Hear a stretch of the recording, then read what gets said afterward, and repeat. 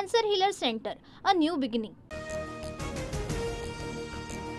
पहलगाम हल्ल्यातील संशयित दहशतवाद्यांना सैन्याचा दणका. हरीस अहमद आणि एहसान शेखचं घर स्फोटात उद्ध्वस्त. पहलगाम हल्ल्यानंतर जम्मू काश्मीरमध्ये भारतीय सेना ऍक्शन मोडवर. कुलगाममध्ये बंदुका आणि काडतुस जप्त, 2 संशयित अटकेत. बलूच लिबरेशनच्या सैन्याकडून बलुचिस्तानमध्ये आयडीचा स्फोट. हल्ल्यात पाकिस्तानच्या 10 सैनिकांचा मृत्यू.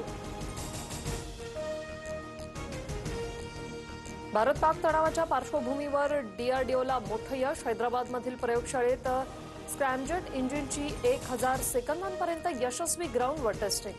स्क्रॅमजेट इंजिन हायपरसोनिक मिसाईलमध्ये बसवलं जाणार. राज्यातील धर्मादायसह सर्व खासगी रुग्णालयांचे नियम अधिक कठोर करणार. रुग्णालयास त्याच्यावर उपचार करणं बंधनकारक करणारी नो डिनायल पॉलिसी आणणार. अजित पवारांची घोषणा.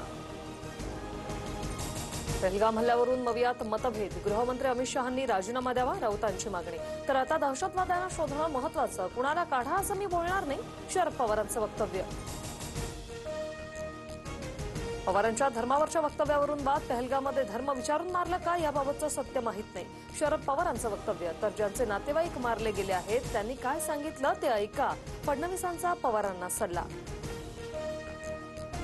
ठाकरेंची शिवसेना देशाचा इतिहास विसरली याचं दुःख. दहशतवादी हल्ला झालेला असताना ठाकरेंच्या शिवसेनेकडून मूर्खासारखी वक्तव्य. देश माफ करणार नाही, मुख्यमंत्री फडणवीसांचा हल्लाबोल.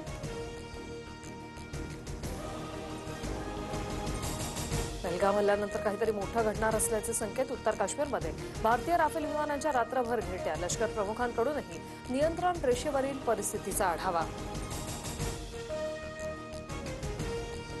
पाकिस्तानने 30 वर्ष दहशतवाद्यांना मदत पुरवली, आम्हाला याची मोठी किंमत मोजावी लागली.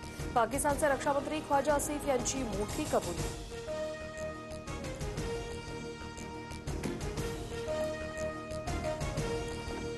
पहलगाम हल्ल्याचा कट फेब्रुवारी महिन्यातच शिजल्याचं समोर. फेब्रुवारी महिन्यात पाकव्याप्त काश्मीरमध्ये जगातल्या मोठ्या अतिरेक्यांचा मेळावा. पहलगाम हल्ल्याचा मास्टरमाइंड सैफुल्लाही या मेळाव्यात असल्याचा संशय.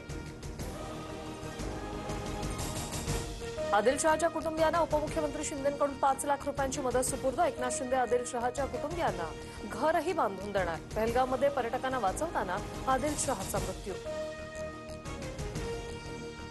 2034 पर्यंत देवेंद्र फडणवीस महाराष्ट्राचे मुख्यमंत्री राहतील. भाजप नेते चंद्रशेखर बावनकुळे यांचं वक्तव्य. तर बावनकुळेंच्या वक्तव्यावर बोलताना उपमुख्यमंत्री शिंदे यांनी शुभेच्छा म्हणत हात जोडले. मुंबई विमानतळ परिसरातील शिवरायांचा पुतळा अडथळा म्हणून घोषित. फनेल झोनमध्ये विमान उड्डाणाला अडथळा ठरणाऱ्या वास्तू आणि बांधकामांच्या डीजीसीएच्या यादीत पुतळ्याचा समावेश. एल्फिन्स्टन ब्रिज तोडकामाला 2 दिवसांची स्थगिती. नागरिकांकडून तुर्तास आंदोलन मागे.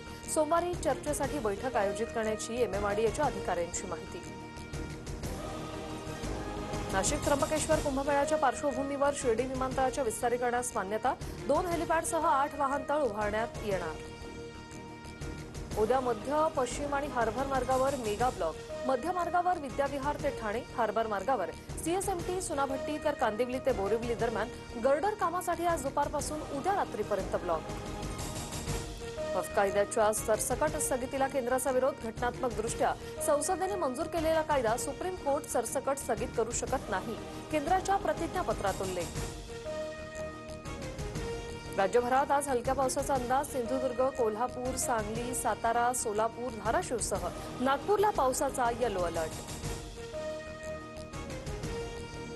हैदराबादचा चेन्नईवर 5 गडी राखून विजय. यंदाच्या हंगामातील 7व्या पराभवासह चेन्नईचं स्पर्धेतील आव्हान जवळपास संपुष्टात. पॉइंट्स टेबलमध्ये चेन्नई शेवटच्या स्थानी. Cancer Healer Center, a new beginning.